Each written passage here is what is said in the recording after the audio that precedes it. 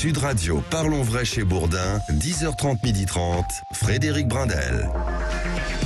Bonjour, c'est un grand plaisir de vous retrouver. Le travail après la promulgation de la loi sur les retraites. Emmanuel Macron appelle à la concertation. Dans quelle mesure les syndicats y sont prêts? Nous ferons le point avec la CGT dans un instant. C'est reparti, les dégâts sont considérables, les rodéos urbains. À 10h45, nous recevrons Natalia Pouzireff, la députée spécialiste de la question. Le grand débat, 11h, le ramadan peut-il faire bon ménage avec le sport de haut niveau? 11h. Sur fond d'affaires, Christophe Galtier, l'entraîneur du Paris Saint-Germain, bien sûr. Et puis à midi, les 10 commandements de la transition énergétique, le nouveau livre de Philippe Charlès, un discours scientifique et clair, enfin, très intéressant. Rendez-vous à midi. Mais avant, bien sûr, c'est votre rendez-vous. Dans quel monde vit-on, Félix Mathieu? Bonjour Félix. Bonjour Frédéric, bonjour tout le monde. Bon, une bien triste nouvelle affaire qui illustre le fléau du racisme aux États-Unis. Vous souhaitez revenir sur cet adolescent noir de 16 ans qui s'est fait tirer dans la tête pour avoir sonné à la mauvaise porte. Oui, il s'était trompé d'adresse en allant chercher ses deux petits frères chez un ami. L'affaire se passe dans le Missouri, à Kansas City. L'habitant de la maison lui a tiré dans la tête à travers la porte avant de le frapper. L'adolescent de 16 ans, grièvement blessé, se trouve dans un état critique, indique son avocat. L'affaire suscite une nouvelle vague d'effroi aux États-Unis où des personnalités de tous horizons réclament justice pour Ralph, de Justin Timberlake à la vice-présidente. Aucun enfant ne devrait avoir peur d'être abattu en sonnant à une porte, a réagi Kamala Harris. Le président Biden a même échangé quelques mots avec l'adolescent au téléphone. La police promet une enquête rapide, en tout cas en reconnaissant les composantes raciales de cette affaire. Le tireur, un homme blanc de 65 ans, risque théoriquement la prison à vie. Mais ce qui choque aussi dans cette histoire, c'est qu'il a été relâché après 24 heures de garde à vue. La victime étant encore vivante, il faudrait pouvoir entendre officiellement sa déclaration avant de poursuivre les poursuites. Ça donne une idée claire, en tout cas Félix Mathieu, de ce que pourrait être le port d'armes autorisées pour chacun. On a bien compris qu'il faut s'en garder. Merci pour votre rendez-vous. Dans quel monde vit-on, Félix Mathieu? Nous entrons dans le vif du sujet. Évidemment, vous l'avez écouté hier, le président Emmanuel Macron, après la promulgation de la réforme des retraites, il s'est donc adressé aux Français. Il était 20h. Un premier extrait que je vous propose d'écouter, c'est un appel aux syndicats. La porte sera toujours ouverte. Et cela afin d'ouvrir, sans aucune limite, sans aucun tabou, une série de négociations sur des sujets essentiels. Améliorer les revenus des salariés, faire progresser les carrières, mieux partager la richesse, améliorer les conditions de travail. Eh bien, leur réaction, Fabrice Coudour, secrétaire fédéral de la Fédération nationale mines et énergie pour la CGT. Bonjour Fabrice Coudour. Bonjour. Bon, alors il y a deux choses. Déjà, on a bien compris, il est inflexible quant à la loi sur les retraites. Vous le regrettez, on est tous d'accord, tout le monde l'a dit. Maintenant, il ouvre le champ du débat. Quand et éventuellement, est-ce que vous y allez ou pas? On peut quand même être surpris, mais c'est dans la droite lignée depuis quelques semaines. C'est qu'il ouvre les portes, mais une fois que tout est plié. Donc comme depuis des semaines, on n'attendait pas grand-chose de cette allocution et clairement on n'a pas été déçus. Alors promulgué ou pas, la colère elle est toujours là. Et après un passage en force sur tous les tableaux, on peut pas tourner la page parce que cette colère de la rue, cette démocratie sociale, elle n'est pas entendue. Alors j'ai juste envie de dire que pour faire un peu une image, maintenant que l'index en tout cas senior est retiré, Macron il nous brandit le majeur et il pense qu'il va reprendre la main. Donc c'est un petit peu dingue comme posture et je crois pas qu'on sera ouvert à discuter sans ce préalable de retirer cette réforme ou de faire que la loi ne soit jamais appliquée. Bon, c'est choquant, Fabrice Coudour de la CGT, on l'a bien compris, mais en même temps, il y a une dynamique du monde syndical, une dynamique que vous aviez perdue, il faut le reconnaître. Est-ce que c'est l'occasion pour vous de rentrer aussi dans ce débat? Parce qu'on a besoin aujourd'hui, c'est vrai, d'une vraie réflexion sur le travail. On gagne pas grand-chose quand on travaille. Ça, c'est injuste. Ce qui est clair, c'est que nous, ce qui nous fixe notre mandat, c'est les travailleuses et les travailleurs, c'est nos adhérents. Alors, quelles que soient les postures à décider, on les décidera avec eux dans nos assemblées générales. Aujourd'hui, ce qui remonte majoritairement, en tout cas dans l'énergie, c'est que la lutte, elle est exemplaire et difficile depuis plus de 3 mois, mais grâce à la solidarité, en partie, la solidarité financière, mais pas que, la lutte, elle est loin d'être finie pour nous. Donc, on va peut-être rentrer dans une période d'espèce de guérilla, car les électriciens, les gaziers, les salariés de l'atome, mais j'ai envie de dire aussi tous les travailleurs sont partout, ils maîtrisent l'outil de travail. Donc pour nous, la bataille, elle n'est pas terminée. Contrairement vous vous sentez, elle est pas terminée, quoi. Voilà, c'est ça. Vous vous sentez très fort sur la possibilité de faire pression, ça c'est une chose. Mais on va dire aussi que vous êtes au cœur de cette question du travail. Il y a des profits immenses qui sont faits par les groupes qui s'occupent de ce domaine de l'énergie. Et ça ne change rien sur les salaires et ça ne change rien sur le pouvoir d'achat. Vous êtes finalement, vous, Fabrice Coudour, au cœur du combat. Vous avez conscience de cette responsabilité. On est complètement au cœur. On a bien conscience qu'on fait partie des secteurs qui sont un petit peu en tête de pont de cette bataille. La question de la répartition des richesses, de l'emploi, de la souveraineté énergétique, de tous les enjeux qu'on a à mener, c'est des vrais sujets. Et bien sûr qu'on sera ouvert le moment venu à échanger dessus, à mener de vraies concertations, mais pas simplement des concertations d'apparence, de l'information descendante où il faut être d'accord avec le président, mais au préalable, qu'on le veuille ou qu'on le veuille pas, les travailleurs de notre secteur, mais aussi plus largement les autres travailleurs sont contre cette réforme. C'est pour ça que nous on appelle à ces dates de la CGT du 20 et 28 avril de mobilisation à un grand 1er mai. Et surtout, au milieu de tout ça, on soutiendra toutes les formes d'action qui permettront de faire plier Macron pour que cette loi ne soit jamais appliquée. Bon, c'est le principe de ce rendez-vous. Vous appelez, vous les auditeurs de Sud Radio, au 0826 300 300 pour réagir. Fabrice Coudour est notre interlocuteur. Vous l'avez compris, avec sa Fédération nationale des mines et énergie, CGT, il est au cœur du combat. Je voudrais vous faire écouter aussi un autre extrait du président Macron hier. Cette colère, c'est aussi une colère parce que certains ont le sentiment de faire leur part, mais sans être récompensés de leurs efforts, ni en aide, ni en service public efficace. C'est toute cette colère que de très nombreux Français ont exprimée en manifestant, et pour l'immense majorité, dans le calme et le respect de nos institutions. Bon, Fabrice Coudour, CGT, vous prenez la balle au bond parce que c'est clair, il y a urgence finalement. Est-ce que vos administrés sont plus demandeurs de faire retirer cette retraite que de faire améliorer leur niveau de vie? Parce que c'est ça qu'il y a derrière. La principale préoccupation aujourd'hui, c'est le pouvoir d'achat. Ces deux sujets d'importance, maintenant, dès le début de cette bataille, nos adhérents, les grévistes de l'énergie, ont bien acté les choses en disant qu'ils se battraient pour l'intérêt général, pour le retrait de cette réforme. Effectivement, il y a des vrais besoins sur la question du pouvoir d'achat, mais pas que. Sur l'emploi dans le secteur de l'énergie, avec tout ce qu'on a traversé et le besoin de souveraineté énergétique et d'indépendance énergétique, il y a des vrais besoins.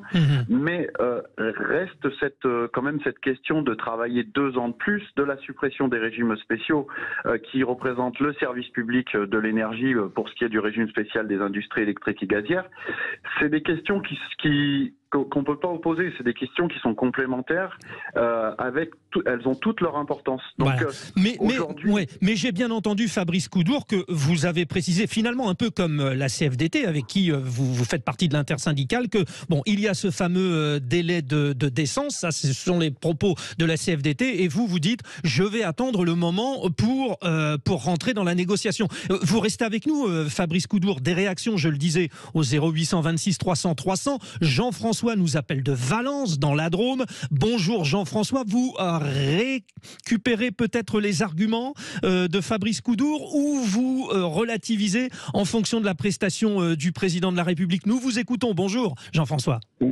Oui, bonjour, merci de me donner la parole. Alors effectivement, je reprends ces arguments-là, mais au-delà du combat syndical, ce qui me semble vraiment important, ce qui me semble aussi important dans l'allocution du président hier, c'est l'aspect institutionnel en fait. C'est que le président en creux nous a fait la démonstration que la Ve République était morte, que la fonction présidentielle, il n'était pas capable de l'incarner, et que de cette façon-là, il remettait sur la table le sujet posé par les Gilets jaunes et par d'autres partis politiques de la refonte des institutions. Alors, je pense oui, finalement, oui, allez-y Jean-François, oui. Non, ouais. Juste un truc, c'est que je pense que ressouder la nation et faire une assemblée constituante et faire des réunions partout en France pour réfléchir sur la Constitution, c'est au-delà du combat syndical évidemment, mais c'est le moyen politique peut-être de rebondir et faire en sorte que finalement on se reparle, quoi. Bon, alors ça, effectivement, c'est important, c'est le principe de Sud Radio. D'ailleurs, faut qu'on se parle. Vous nous parlez, vous réagissez au 0826 300 300 comme Jean-François. Vous, finalement, vous êtes intéressé sur la deuxième partie de l'élocution de 13 minutes du président. Bon, il parle des 3 grands chantiers, le travail, la justice et le progrès, sous-entendu l'école, la santé, etc., etc. Alors bon, on y viendra. Juste une dépêche AFP. Gabriel Attal veut développer un plan Marshall pour les classes moyennes. Alors bon, je reviens vers vous, Fabrice Coudour. On va nous parler du plan Marshall, du Grenelle ceci, du Grenelle cela. Bon, ça c'est de la politique politicienne. Finalement, le vrai contenu, le vrai débat, il faut le soulever. Et vous en avez la possibilité avec les syndicats. L'unité de la nation, c'est quand même bien de se dire que c'est du rôle du président quand même. Ouais. Après, sur le côté institutionnel, je crois qu'on nous a fait la preuve qu'à chaque fois que le gouvernement a pris la parole et à chaque fois qu'il y a eu des décisions à prendre sur ces quelques derniers mois, c'était deux bidons d'essence qui étaient remis sur la colère. Je crois qu'il faut surtout avoir un courage politique de répondre à l'intérêt du pays, mais à répondre à l'intérêt des individus du pays, c'est-à-dire répondre aux intérêts des jeunes, aux intérêts des travailleurs, et pas simplement être mené par une politique politicienne, comme vous dites, qui se base sur des indicateurs ou sur un marché libéral ou sur des indicateurs financiers. On a besoin aujourd'hui d'espoir, on a besoin de pouvoir d'achat, on a besoin vraiment de choses qui répondent aux besoins de la population et qui répondent pas au marché du CAC 40 ou aux intérêts des banques. Donc, bon, c'est très important ce que vous dites, Fabrice Coudour. J'ai l'impression que le rôle du syndicat reprend toute sa place dans le débat aujourd'hui et vous en êtes la preuve. Restez toujours avec nous. Autre réaction, 0826 300 300. On file à Beaucaire dans le Gard. Olivier, vous êtes retraité du BTP. Vous avez une question, je crois, pour Fabrice Coudour. Bonjour Olivier. Oui, bonjour. Oui, effectivement, parce que j'ai beaucoup écouté les syndicats.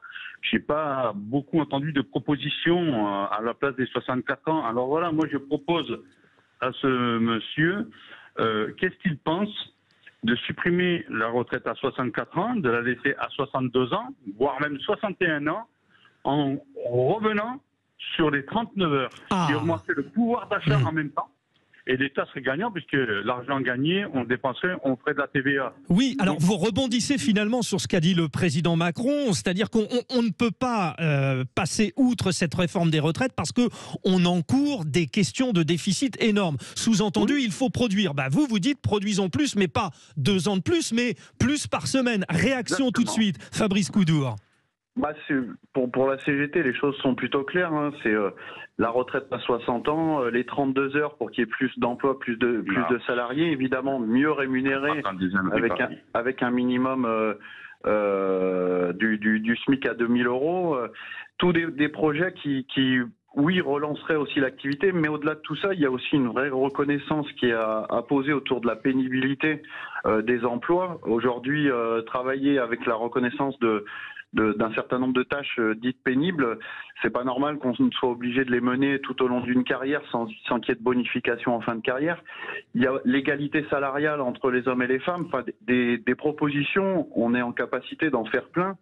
Le problème, c'est d'avoir le courage politique en face, de les entendre et surtout de les appliquer. Bon, sur le débat, écoutez ce que nous rappelait ce matin, c'était au micro de Patrick Roger, dans la matinale de Sud Radio, Philippe Juvin, qui est donc député LR. Je pense que c'est culturel. Le président de la République continue à faire comme s'il avait une majorité absolue et qu'il n'avait en fait besoin d'aucune aide de personne. Si on veut faire progresser le pays, il faut accepter d'écouter ceux qui ne pensent pas comme vous. Oui, et c'est un peu culturel. C'est ce que vous nous disiez, Jean-François. Je pense que vous êtes toujours là. Jean-François de Valence au 0826 300 300 sur Sud Radio. Jean-François, j'ai l'impression, et le député Juvin le dit, que finalement le dialogue en France, c'est de plus en plus compliqué. Bah oui, je pense que c'est... Enfin, je suis complètement d'accord avec cette position. Je suis navré parce que souvent nos positionnements, enfin nos paroles sont réduites à des positionnements identitaires d'où qu'on vienne. Et ça, je trouve que le débat, et pour le coup, Macron sait tout à fait faire pour nous renvoyer à des débats identitaires. Et je trouve ça dramatique. On a besoin de se parler au-delà de nos identités, justement, et de se parler tous ensemble. Je pense on serait capable de trouver une intelligence collective.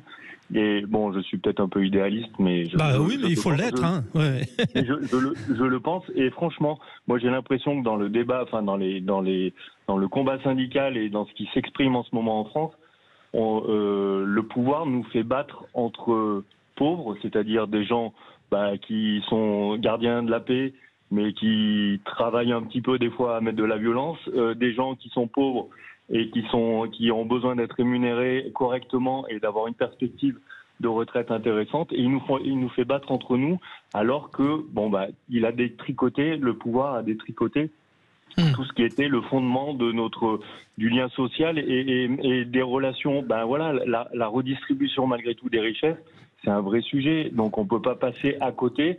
Et le débat des retraites... Et il en a parlé, Et il en a parlé, Emmanuel Macron. Tiens d'ailleurs, Olivier, qui lui aussi toujours avec nous au 0826 300 300 de Beaucaire. Hier, le président a parlé des revenus, des carrières, du partage des richesses, des conditions de travail, des seniors et de la reconversion. Qu'est-ce qui vous semble prioritaire? Tout, mon général, ou pas? Presque tout. Ouais. Mais disons que là, je viens d'entendre une ânerie, mais il faut quand même... Non, alors disons pas une ânerie, disons que vous n'êtes pas d'accord. Allez-y. Je ne suis pas d'accord sur ce que vient de dire le monsieur de la CGT, parce que pour moi, c'est la plus grosse bêtise que j'ai pu entendre depuis des années. Vous savez que le système de retraite s'est effondré avec du passage de 39 heures aux 35 heures. Il n'y a plus assez de cotisation. Si on passe à 32 heures, mais dans 2 ans, on ne paye plus les retraites. Il n'y aura pas de cotisation. C'est invraisemblable de dire des choses pareilles.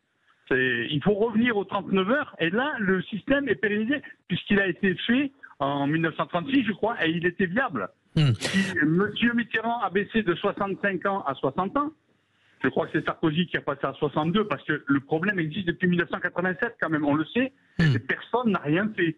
Et de 39 à 35 heures, ça s'est effondré le système. Bon, alors ça c'est un point de vue très précis, et pour conclure ce débat passionnant... c'est mathématique, monsieur. C'est mathématique, d'accord, mais alors, il y a aussi de l'idéologie derrière, et puis surtout, on vient de le voir, Fabrice Coudour, c'est difficile de discuter, c'est une bêtise pour les uns, c'est une idée pour les autres, on n'y est pas encore, mais on va y arriver. Pour conclure sur ce thème, Fabrice Coudour. Je crois que l'essentiel, c'est d'avoir le débat et de pouvoir confronter les idées, et de pouvoir être écouté de la bonne manière. Aujourd'hui, on est quand même face à une posture un peu monarchique du président. Culturellement, il devient la risée internationale, mais culturellement, les Français sont quand même admirés pour le socle social qu'on peut avoir dans le pays. Nous, on a quand même une écoute du terrain, on essaie de construire et de faire vivre la démocratie avec les travailleurs et nos adhérents. Comme vous l'avez dit tout à l'heure, on est en bonne posture en ce moment parce qu'on a beaucoup d'adhésions qui se font, et ça c'est quand même un indicateur important dans notre secteur, mais pas que, dans toute la CGT et même dans toutes les organisations syndicales. Moi j'ai envie de dire qu'il faut repartir sur de vrais échanges, mais il y a un préalable à tout ça, c'est qu'il faut bien prendre en compte la colère dans le pays. Sur tous les débats, il n'y a pas que des vraies solutions ou que des solutions consensuelles, mais on peut les trouver du moment qu'on s'écoute de part et d'autre. Et s'écouter, voilà, et se parler. Je vous coupe parce qu'il faut y aller, mais on serait resté des heures avec vous. Fabrice Coudour, secrétaire fédéral de la Fédération nationale Mines et Énergie CGT. Merci à nos auditeurs Jean-François et Olivier, respectivement de Valence et de Beaucaire. Ils sont intervenus au 0826 300 300. Vous pouvez intervenir pour le Prochain sujet. L'homme passé à tabac pour s'être interposé lors d'un rodéo urbain à Brest s'exprime. C'était ce matin sur CNews. Nous allons l'écouter et nous allons revenir sur ce fléau qui repart au galop.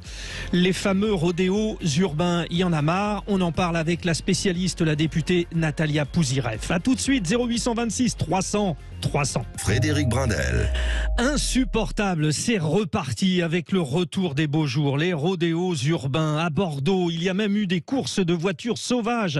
Le conducteur a perdu le contrôle de son véhicule, 6 blessés dont 2 graves. Le lendemain, c'est un rodéo classique à moto avec un jeune interpellé. Et puis à Grenoble, stupeur au sein même des centres commerciaux, à l'intérieur, à fond avec des motos, des rodéos urbains. C'est reparti. Le ministre de l'Intérieur, Gérald Darmanin, alerte les préfets. Nous voulions en parler avec la députée des Yvelines du Parti Renaissance, Natalia Pouzyreff, qui est la spécialiste des rodéos urbains. Bonjour Natalia Pouzyreff. Bonjour. Bon, que se passe-t-il? Alors, clairement, on l'a compris, retour des beaux jours, ça revient, mais bien sûr, il y a des chiffres. Alors, 1900 opérations de lutte, 7000 verbalisations, vous allez certainement nous le dire, il l'a dit, le ministre, ok, on passe ça de côté. Bon, franchement, est-ce qu'aujourd'hui, on est mieux armé pour enrayer le phénomène? Parce que le torchon brûle, hein. Oui, alors on a mis en place un outil législatif qui fait des rodéos un délit spécifique. Donc l'outil législatif est en place. C'est pas la peine de chercher, je veux dire, à rendre les choses plus complexes. Non, ce qu'il faut, c'est effectivement sur le terrain que les policiers soient pleinement mobilisés, et ils le sont. Vous voyez, Gérald Darmanin a passé le mot à tous les préfets. Il faut renforcer la surveillance sur les points qui sont réputés pour être des lieux de rendez-vous, pour faire des rodéos sur certains parkings, parce qu'il y a des rodéos à moto, mais il y a aussi ce qu'on appelle les runs en voiture. Il faut multiplier les caméras de surveillance dans les villes. Sachant qu'ils sont, oui, mais ils sont masqués. On ne peut pas les reconnaître. Les motos sont volées, donc pas de plaque d'immatriculation, parce que bien sûr elles ont été retirées. Et 2, ils sont cagoulés. Donc on reconnaît à quoi? Aux vêtements, mais ils échangent les vêtements. D'abord, je veux revenir sur quelque chose. Non, les motos ne sont pas forcément volées. Au contraire, ils sont plutôt maintenant en règle. Parce que s'ils savent qu'une moto volée, elle est tout de suite, je dirais, confisquée. Identifiée ou confisquée, d'accord. Confisquée.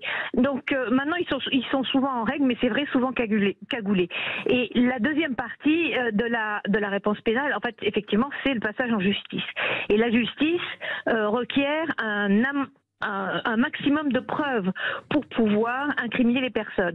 Donc, à force de regroupement d'images, une fois avec la cagoule, sans la cagoule, mais sur le même véhicule, voilà, il s'agit de pouvoir démontrer, parce que ces personnes-là font appel à des avocats qui sont assez subtils pour et qui se sont spécialisés.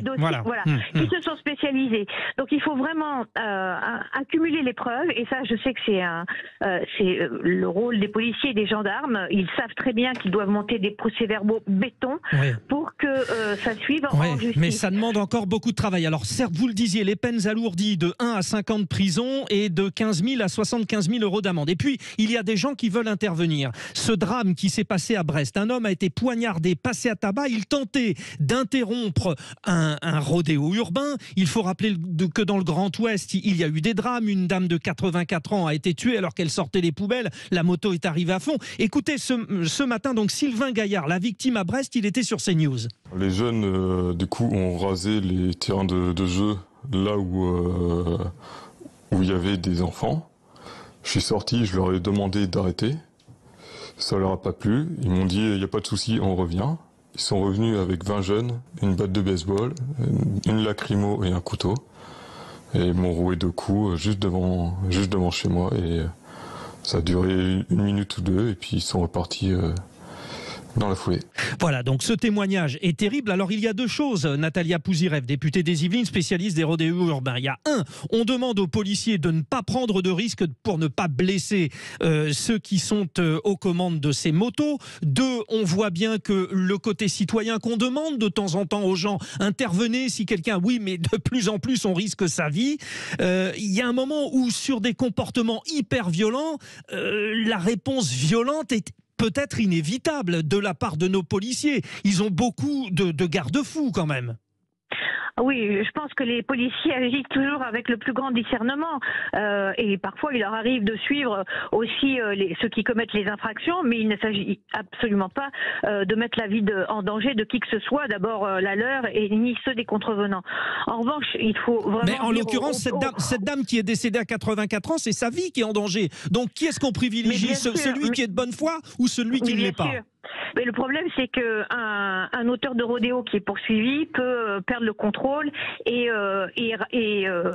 passer sur le trottoir et rafler plusieurs personnes. Donc vous voyez, c'est toujours avec discernement qu'ils agissent, les policiers, parce que vous ne pouvez pas engendrer plus de victimes. Mais la personne là qui a voulu s'interposer, elle a fait preuve de grand courage. Néanmoins, je crois que la première chose à faire, c'est d'appeler tout de suite les policiers. Il y a un numéro qui est en place ou un lien internet. Il faut véritablement appeler tout de suite. On appelle tout de suite la police. Vous appelez tout de suite et c'est eux qui peuvent intervenir. Bon. Et avec des méthodes qui permettent de quadriller le territoire, on arrive bien sûr à interpeller des jeunes. Là, c'était arrivé à Trappes dans les Yvelines il y a quelques jours. Chez vous. Finalement, les jeunes se sont échappés, mais ils ont été repérés dans un box.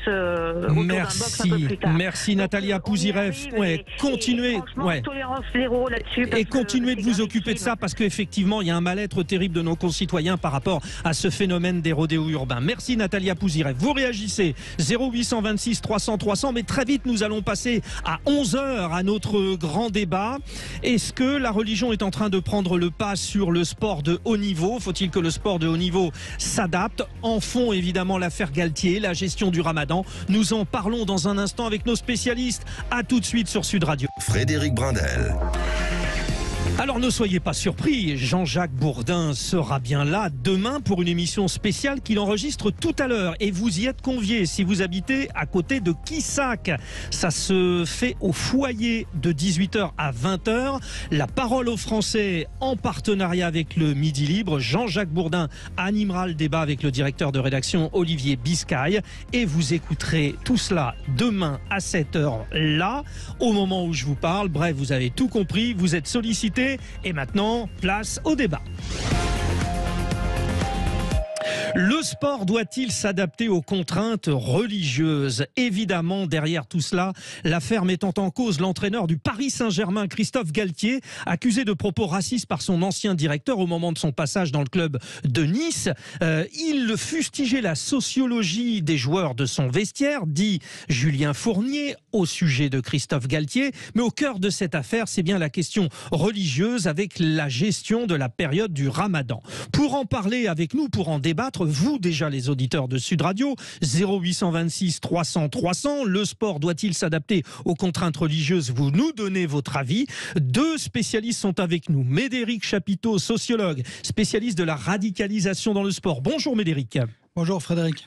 Chérif Guémour, journaliste fondateur de SoFoot, journaliste bien connu, spécialiste qui est plutôt dans le genre permissif sur la question. Bonjour Chérif. Bonjour, c'est un des fondateurs, pas le fondateur. Ouais, c'est vrai. Mais c'est une belle aventure collective. Oui, bien sûr. Un peu comme le football finalement. On fête nos 20 ans cette année. Joyeux anniversaire, je vais vous le chanter. Merci. Bon, juste un mot, on est bien d'accord Chérif. Bon, bien sûr, il y a des propos qu'il faudra éclaircir, le contexte de Nice, etc., etc. Mais derrière tout cela, le cœur de la problématique, c'est la gestion du Ramadan, on est bien d'accord. C'est ce qui ressort de cette histoire Galtier sur un sujet de fond sur lequel on peut vraiment aujourd'hui réagir. Oui, mais ça avait déjà commencé avec les propos de Comboiré, je rappelle.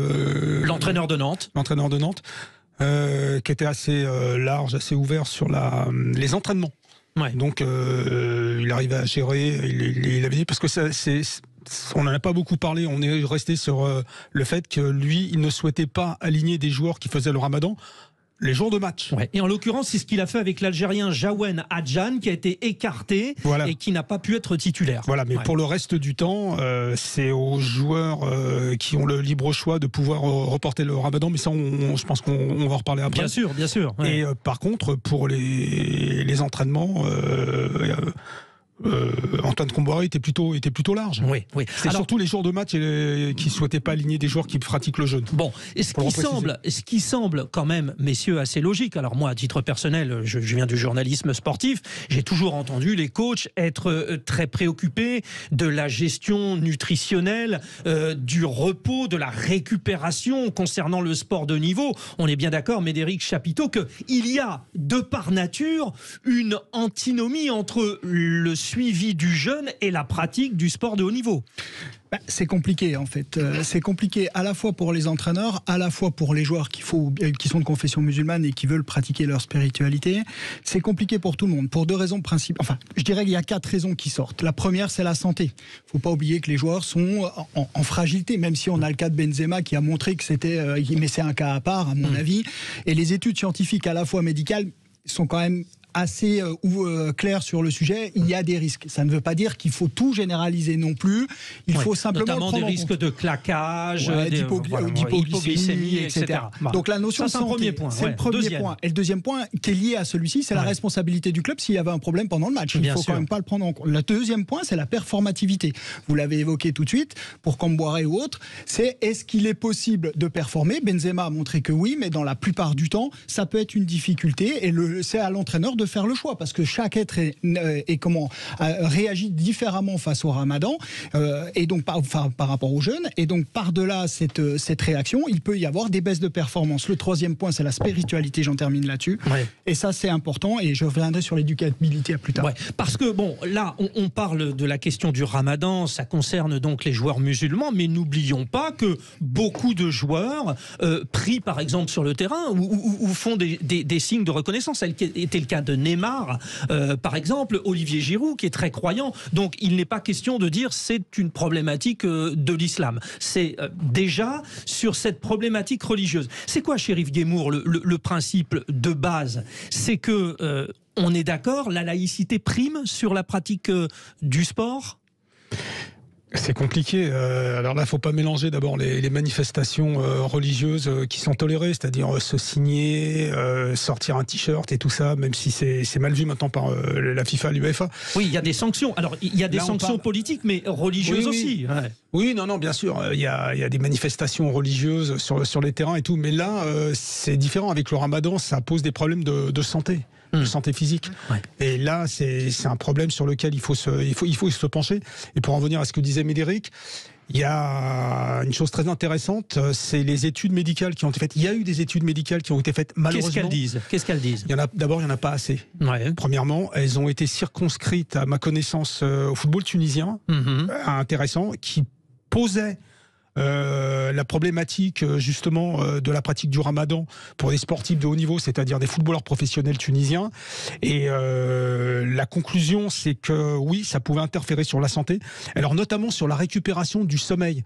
Parce qu'il faut savoir, hein, on le rappelle, hein, pour ceux qui ne le savent pas, le Ramadan, c'est entre le lever du soleil et le coucher du soleil. C'est-à-dire on peut manger au moment où le soleil s'est couché. Ce qui est peut-être le moment où c'est le moment de dormir pour les sportifs de haut niveau. Alors voilà, justement, donc, mais c'est très important parce qu'on pose souvent le problème de l'hydratation et de l'alimentation, évidemment, mais il y a aussi la récupération du sommeil parce qu'on vit en sommeil décalé, entre guillemets. Pour ça, donc, on préconise la sieste et tout ça et tout. Et la récupération, c'est quelque chose de fondamental dans le sens où on peut, a priori, donc, pratiquer un sport de haut niveau tout en pratiquant le Ramadan, mais après, il faut voir les conséquences après cette période-là. Parce qu'on rappelle aussi, ceux qui ne le savent pas, il y a 2 choses. La première, c'est que le Ramadan dure longtemps. Plus de 4 mois. Un mois. Et la deuxième chose... il s'arrête le 21 avril, là d'ailleurs. Hein, il a commencé le 23 mars. Alors, mais il faut aller jusqu'au bout. C'est-à-dire que le Ramadan, il est décalé d'année en année de 10 jours. C'est-à-dire que cette année, il a dû commencer fin mars, à ma connaissance. Mais il y a des périodes où le Ramadan tombe sur les mois d'été. Oui, et notamment sur des compétitions internationales comme un championnat d'Europe ou une Coupe du Monde. Là, et il y a eu problème d'ailleurs, même en équipe de France, Didier Deschamps avait soulevé la question. Il faut soulever la question. C'est-à-dire qu'il y a des sélections musulmanes musulmane où il y a des joueurs, par exemple, je vais prendre l'exemple des joueurs musulmans plutôt. Pendant la Coupe du Monde 2014, il me semble, ouais, c'était à la Coupe du Monde 2014. Au Brésil. Il y a des joueurs musulmans dans différentes sélections qui ont fait le ramadan, d'autres qui ne l'ont pas fait.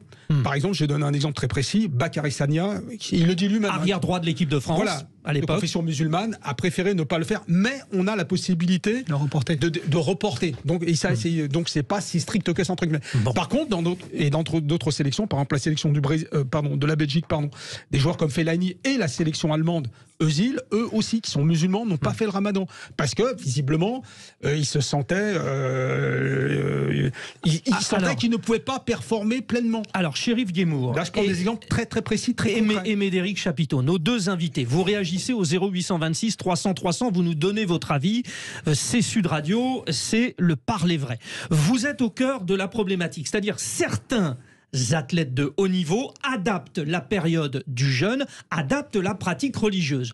Pour d'autres, il est demandé d'adapter la pratique sportive au service de la religion. Et là, Médéric Chapiteau, vous dites halte. Ouais, c'est là où il faut mettre un stop, je pense, parce que il y a un moment, on parle du sport de haut niveau, mais il faut pas oublier que ça perle, ça ruisselle sur le sportif amateur, et les sportifs amateurs et les plus jeunes notamment qui voudraient s'identifier aux pros se retrouveraient là aussi en difficulté, parce qu'il faut pas oublier que l'encadrement des joueurs professionnels, il est conséquent, notamment d'un point de vue médical pour s'assurer que tout va bien. Ça, c'est le premier élément. Donc ça, il faut quand même pas l'oublier. C'était le quatrième point de tout à l'heure, c'est l'éducabilité sur les plus jeunes. Comme ça, on les a tous fait, on est bien. Maintenant, on est bien. Pour revenir là-dessus, quand je dis stop, c'est pas Médéric Chapiteau qui dit stop. Je veux dire, c'est les instances du sport international avec la règle 50.2 de la charte olympique qui, en 76, a dit pas de démonstration politique, religieuse ou autre. Ça n'empêche pas les gens individuellement de vouloir faire leur ramadan, comme vous l'avez dit, s'ils le souhaitent ou pas. La question, c'est pourquoi en faire le rendre visible et en faire un argument à un moment qui peut poser des difficultés. Je pense qu'on en parlait en aparté tout à l'heure. C'est pas nouveau. Le Ramadan est pas arrivé cette année sur les terrains de jeu. Ça fait des années, des décennies, des siècles que ça existe et que c'est pratiqué dans le champ du sport. Ouais. Là, on en fait une vitrine qui commence à poser des vraies difficultés parce que du coup, on demande au sport de s'adapter à la religion. Et peut-être aussi à un moment où les exigences du sport de haut niveau sont de plus en plus élevées pour une performance optimisée. Nous marquons une respiration. Dans un instant, nous allons justement aborder un cas concret.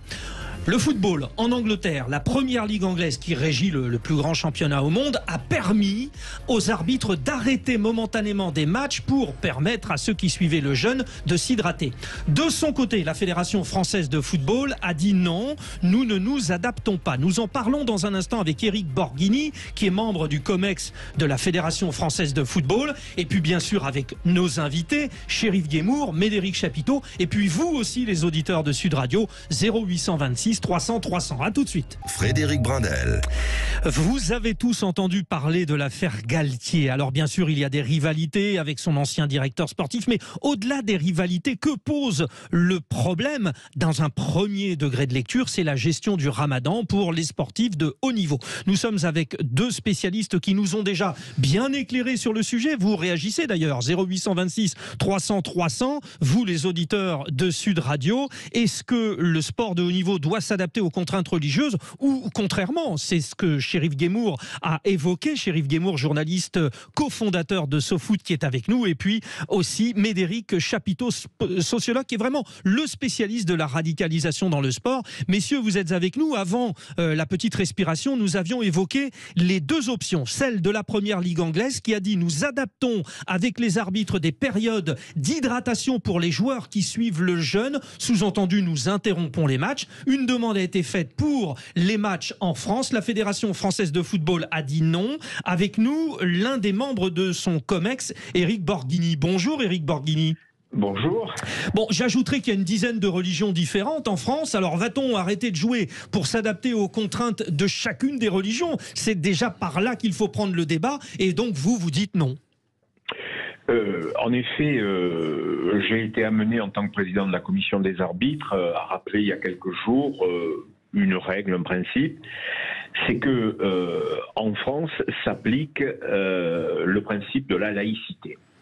La fédération est délégataire d'une mission de service public sportif. Elle est chargée au nom de l'État d'organiser les matchs de football sur le territoire national. Et dans le cadre de cette délégation, elle doit respecter et appliquer non seulement ses statuts et les lois du jeu et les règles du football, mais également les règles et les lois de la République.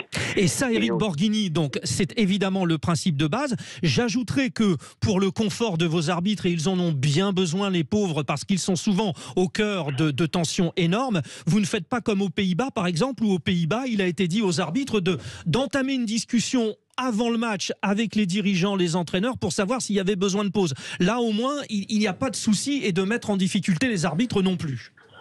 Non, mais bien entendu, nous souhaitons que le football, comme d'ailleurs tous les sports, soit un lieu de cohésion sociale, un ciment entre tout le monde, et pas du tout un lieu de discorde. Donc naturellement, si avant le match, un capitaine d'équipe vient voir l'arbitre pour lui dire « Monsieur l'arbitre, j'ai des joueurs qui font le jeûne du Ramadan, et il est possible que pendant le match, le jeûne soit interrompu », est-ce que ça pose un problème si à ce moment-là, il s'approche de la ligne de touche pour boire un coup, manger quelque chose, naturellement qu'il n'y a aucune difficulté. Dès lors qu'on n'arrête pas exprès le match pour ça. Voilà, parce qu'on peut très bien avoir une équipe qui est dans une bonne dynamique, et puis l'adversaire qui dit « Ah ben non, et là on coupe les jambes, hein, c'est le principe de la dynamique sportive. » Restez bien avec nous, Éric Borghini. Chérif Guémour, il y a du bon sens dans tout cela, on est d'accord. Alors pourquoi les Anglais décident d'adapter? Là aussi, il y a du bon sens de la part des Anglais? Alors, je ne sais pas comment ils ont, la fédération anglaise a procédé. Alors c'est la première ligue, en l'occurrence c'est la ligue professionnelle. Bien sûr. Est-ce que c'est à la demande des joueurs? Est-ce que ce qui a été fait en amont, une décision de... C'est les Anglais, ils ont un rapport à la laïcité, à la religion qui est la leur. Les Pays-Bas ont la leur, la France a la sienne. Oui. L'Allemagne aussi a accepté de... Oui, voilà, c'est ce qui m'avait semblé. Oui, en fait, il y a eu une vidéo virale en Allemagne où des joueurs simulaient une blessure justement pour permettre... Donc, ils ont arrêté la chose tout de suite. On va aller à l'essentiel. On va aller à l'essentiel. Se pose le problème de la rupture du jeûne, de l'heure de la rupture du jeûne. Est-ce que, on peut arrêter le jeu? Parce que il y a des joueurs qui souhaitent on prend le jeûne, boire un coup, manger 2 dates, on connaît.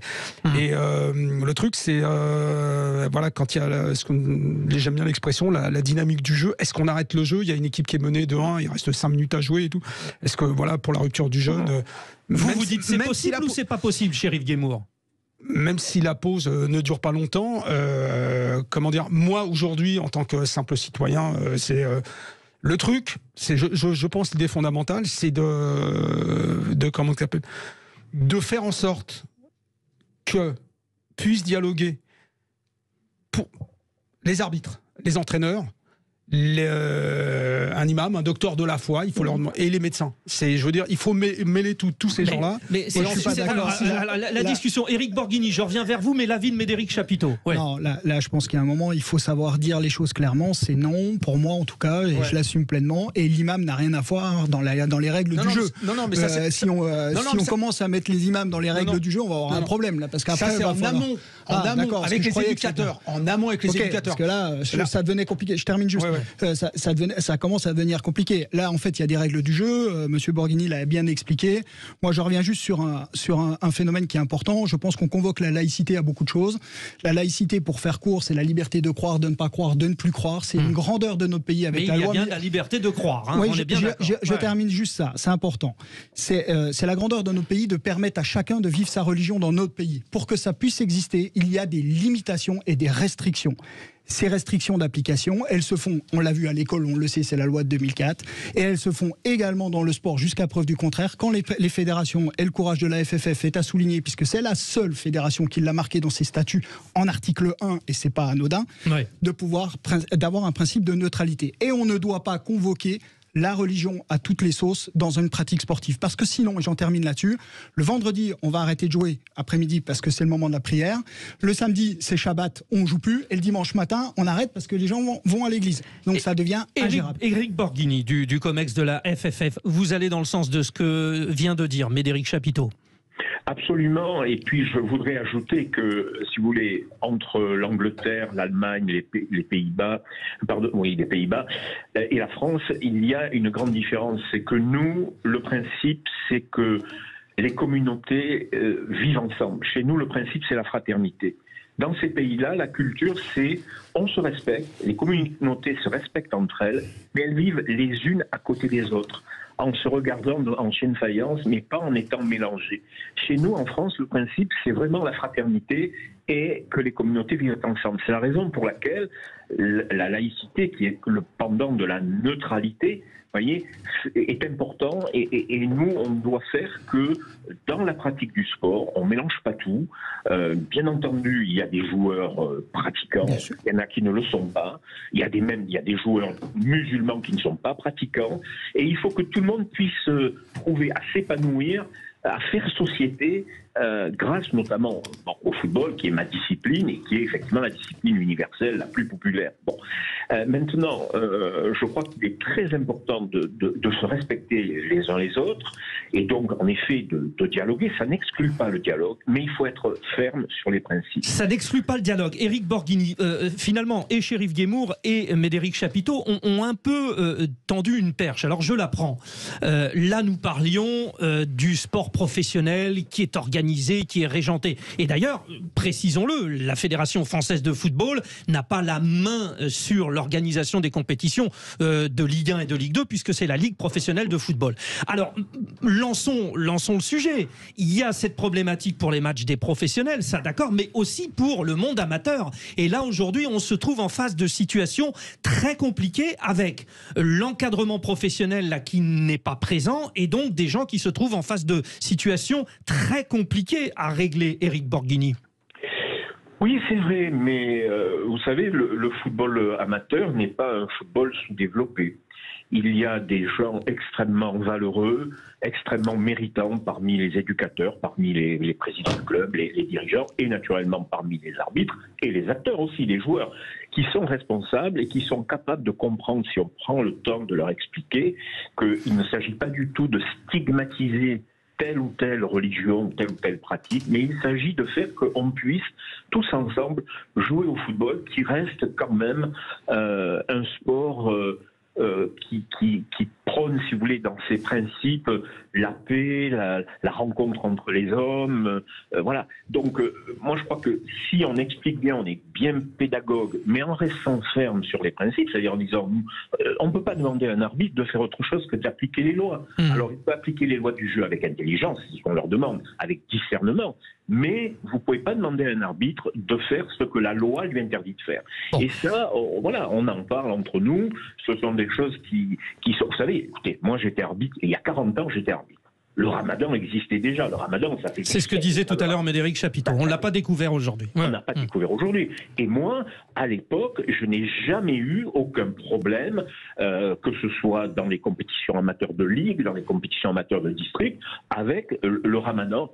La question ne se posait pas à l'époque. Mais là, elle se pose. Là, elle se pose. Et voilà. Je vais vous dire, moi, mon point de vue. Et on va conclure avant la petite respiration. Allez-y, oui. Oui, voilà. Moi, je pense que quand un joueur demande à un arbitre de faire la pause du ramadan, d'arrêter le match pour faire la rupture du jeûne, et quand un arbitre accepte cela, ils posent tous les deux actes politiques. Et ça, c'est pas possible parce que dans le football, on ne fait pas de politique. Message reçu. Merci Éric Borghini, membre du COMEX de la Fédération française de football. Dans un instant, Chérif Guémour voulait revenir sur ses propos. Chérif vous dira ce qu'il en pense. Médéric Chapiteau aussi. Nous évoquerons également des pratiques religieuses encore plus développées, peut-être dans le domaine médical, au niveau du sport de haut niveau. On en parle dans un instant. Vous êtes les bienvenus au 0826 300 300. Frédéric Brindel. Et vous êtes toujours les bienvenus à l'antenne au 0826 300 300. L'affaire Galtier, qu'y avait-il derrière? Alors d'un point de vue concret, bien déjà la gestion du ramadan et plus généralement, et c'est la question que nous posons avec nos invités, est-ce que le sport de haut niveau, mais le sport en général, doit s'adapter aux contraintes religieuses ou contrairement? Pour en parler, Chérif Guémour, journaliste cofondateur du journal SoFoot, et puis Médéric Chapiteau, sociologue, grand spécialiste de la radicalisation dans le sport. Nous venons de faire le point, messieurs, vous les invités, nos deux invités, avec la Fédération française de football. On a parlé bien sûr du sport professionnel. Peut-être revenir avec vous, Chérif Guémour, sur une constatation, notamment par rapport au sport amateur, au football amateur, qui aujourd'hui a des problèmes pour s'organiser par rapport à tout cela. Oui, c'est pour ça que je disais qu'il fallait un encadrement général entre le sportif, le médical et le religieux. Et ça, il faut l'adapter, notamment avec les jeunes, les équipes de jeunes et tout, qui sont informés, ceux qui pratiquent leur religion. Ils doivent être encadrés et il faut la vie. C'est incontournable pour vous, Chérif, parce que notamment la pratique du ramadan est de plus en plus développée chez les jeunes garçons. Oui, parce que c'est une évolution sociologique de la pratique religieuse en France. Voilà, il y a des jeunes garçons. J'ai l'impression que c'est plus qu'avant. Donc il y a des joueurs qui pratiquent leur religion et qui ont besoin, à la fois, je répète, un encadrement sportif, éducatif, religieux pour certains. C'est-à-dire qu'avec cet encadrement, ça les évite de partir sur des directions qui peuvent être dangereuses. Je vais être précis. Non, pas du tout. Je vais prendre l'exemple de Giroud. Oui. Giroud a été ancien grand entraîneur de la JOCR. Donc voilà, il se demandait l'avis à l'imam sur comment ça s'appelle, sur comment que ça se passe, comment on peut aménager, et puis aussi il demandait l'avis au médecin. Une fois qu'il avait tous ces éléments-là, on pouvait encadrer pour que ça se passe de la meilleure des façons possibles. Médéric Chapiteau, sur les centres de formation notamment. Moi je suis partagé, c'est ce qu'on évoquait, je vais revenir dessus. Pour moi, l'encadrement, il est sportif, il est médical et il est républicain. Républicain au sens de la citoyenneté. Je ne crois pas, notre République a fait ce qu'il fallait avec le principe de laïcité. Je crois effectivement que les religions ont toute leur place sur le territoire national, que chacun ait besoin de spiritualité, quelle que soit sa religion, avant un match ou une compétition sportive, ça s'entend. Par contre, il ne faut pas se tromper. Ça se passe dans les lieux de culte, sur le terrain de jeu, c'est les lois de la République qui s'appliquent. La religion reste à l'extérieur des lois du jeu, pas en tant que personnel, en tant qu'encadrement, en tant que structure. Des maires de ville ont eu des problèmes pour des programmations de matchs. Moi, je peux vous donner un exemple qui date d'il y a 3 semaines, un mois. Sur une finale de match, sur un match qui était programmé, qui devait se dérouler qui devait démarrer à 18h30. Une des prières s'est terminée commençait à 19h10. Le district ne pouvait absolument pas décaler sur motif religieux, puisque ça a été rappelé par la fédération. Donc on est allé voir le maire de la ville et le maire de la ville a décalé en prétextant un problème technique sur le stade. Et on l'a décalé à 19h30. Donc si vous voulez, au bout d'un moment, quand on en arrive là, c'est que les lois de la religion sont passées sur les lois du jeu. On n'est plus dans les principes de la République, on n'est plus dans le principe de laïcité de nos pères de 1905. Et je pense que là, on a franchi un Rubicon qui commence à devenir difficile à gérer pour les sportifs amateurs qui ne sont pas sous-développés, mais qui ne bénéficient pas de l'ensemble des services d'un club professionnel. Ça fait des discussions, des débats et donc forcément des tensions. Vous évoquiez la question médicale. Je vais accueillir Christine Détombe qui est avec nous en duplex. Vous avez mené, Christine Détombe, alors vous êtes membre de l'ADFI, une association, membre bénévole. Vous avez mené une enquête sur l'entrisme de la médecine prophétique ou la fameuse IJAMA dans le sport. Alors, le journal Le Parisien avait dévoilé des extraits d'une enquête commandée par la mission interministérielle de vigilance et de la lutte contre les dérives sectaires. Il y a aujourd'hui, vous dites, Christine Détombe, une mainmise aussi sur les pratiques sportives, sur l'accompagnement médical de la part de la religion. C'est ça votre propos. Bonjour à vous, Christine Détombe. Bonjour Monsieur Brindel et bonjour à vos invités et aux auditeurs. Je ne dis pas qu'il y a une mainmise de la religion, je dis qu'il y a une mainmise de certains praticiens. Ce n'est pas forcément organisé par la religion elle-même, mais par des praticiens autoproclamés qui souhaitent prendre en main la santé de certains sportifs parce que ça peut leur attirer à eux-mêmes une certaine notoriété. Alors il y a 2 choses qu'il faut rappeler, Christine Détombe. On se souvient notamment des Jeux Olympiques de Rio, c'est en 2016, avec une technique, donc c'est une technique qui est visible parce que il y a une ponction du sang par des ventouses. Et donc nous avions vu l'Américain Michael Phelps, grande star de la natation, avec ces traces-là. Donc il y avait eu, dans un premier temps, on va dire, un effet de mode, comme c'est souvent le cas dans le sport de niveau. Mais au-delà de ça, vous dites que certaines religions, finalement, se sont accaparées cette technique pour développer, en fait, des principes et d'entrisme religieux. On parlait de radicalisation dans le sport, c'est cela, que vous dites, Christine Détombe. Oui, tout à fait, parce que là, il s'agit à nouveau d'islamisation de la connaissance, d'islamisation de la médecine, et aussi l'adoption de normes comportementales qui n'ont rien à voir avec le sport, quoi. Donc, quand on voit Karim Benzema produire sur ses réseaux sociaux des photos très régulièrement de ses séances de hijama, où on voit qu'il y a eu des ventouses et qu'il y a eu ponction de sang, il y a un effet de buzz instantanément et c'est en fait une démarche prosélyte quelque part. Voilà. Alors au-delà bien sûr de la démarche spirituelle, il y a aussi le danger médical. Ça, vous avez mené l'enquête et effectivement, en fait, on se retrouve avec toutes ces médecines parallèles et on ne parle plus là simplement de la hijama, mais c'est quelqu'un qui vous dit arrêtez de manger du beurre et vous n'aurez plus de cancer. C'est un peu ça l'idée aujourd'hui. Ouais. Exactement. Il y a un dévoiement total de la science. On en revient à des pratiques qui sont même pas toujours religieuses, mais de toute façon ésotériques, magiques ou tout simplement charlatanesques. Ouais. Et le manque de connaissances scientifiques, que ce soit de la part des malades ou des praticiens, fait que ces pratiques ont le champ libre. Vous dites que c'est associé à la diététique halal, au port du voile pour les jeunes sportifs. Alors on sait notamment que dans la loi sport qui a été promulguée le 24 février 2022, cette loi n'interdit pas le voile en compétition. La loi finalement permet à l'islam radical de pénétrer dans le monde du sport. C'est un petit peu ce qu'on en ressort. C'est ça votre point de vue? Je ne suis pas certaine que le voile soit autorisé en compétition. En France, de toute façon... La loi n'interdit pas le voile en compétition, la loi du 24 février 2022. Pourtant, dernièrement, certaines sportives ont été privées de compétition. Je pense à Sally, une basketteuse qui n'a pas pu participer à son championnat parce qu'elle refusait d'ôter son voile. Donc, non, les fédérations continuent d'appliquer les principes de laïcité.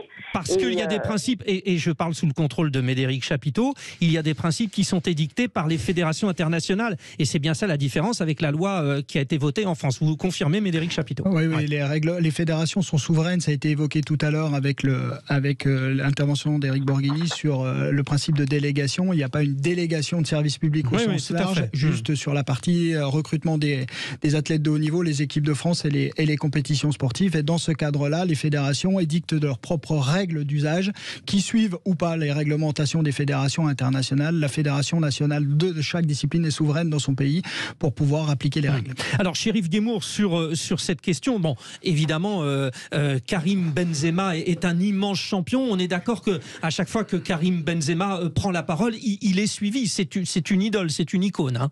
Ouais. Oui. Moi, je reste dans le domaine du sportif. Après, ce qu'il fait... C'est pour ça que je vous pose la question sur la partie sportive. Après, sa communication, que ce soit sur le sport, la religion, les belles voitures, ses enfants qu'il met sur les réseaux sociaux, ça le regarde. Mais quand il dit quelque chose, il est suivi et c'est aujourd'hui un exemple.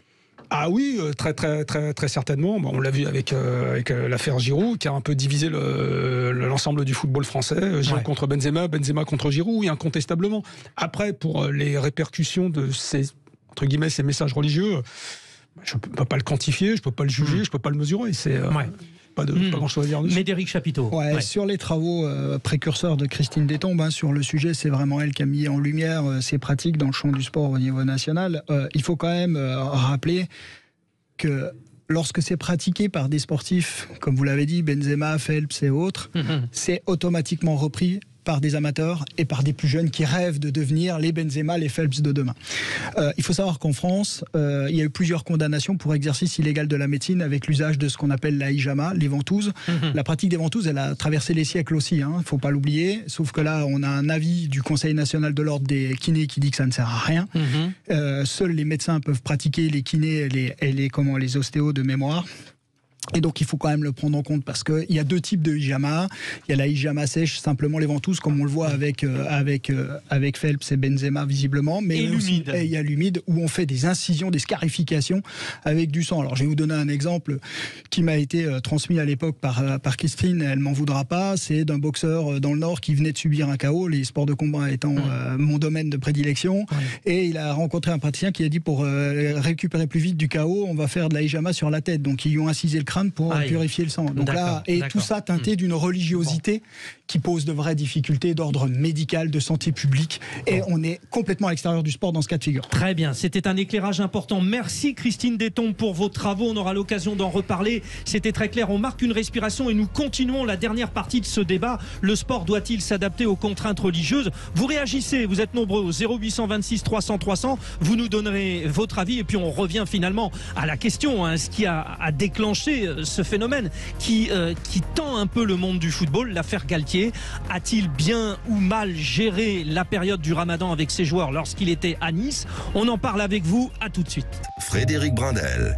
Un débat passionnant ce matin. Le sport doit-il s'adapter aux contraintes religieuses? Oui ou non? Ou le contraire? Beaucoup de tendances données par nos invités éclairés. Médéric Chapiteau, sociologue spécialiste de la radicalisation dans le sport. Chérif Guémour, journaliste spécialisé et cofondateur de SoFoot.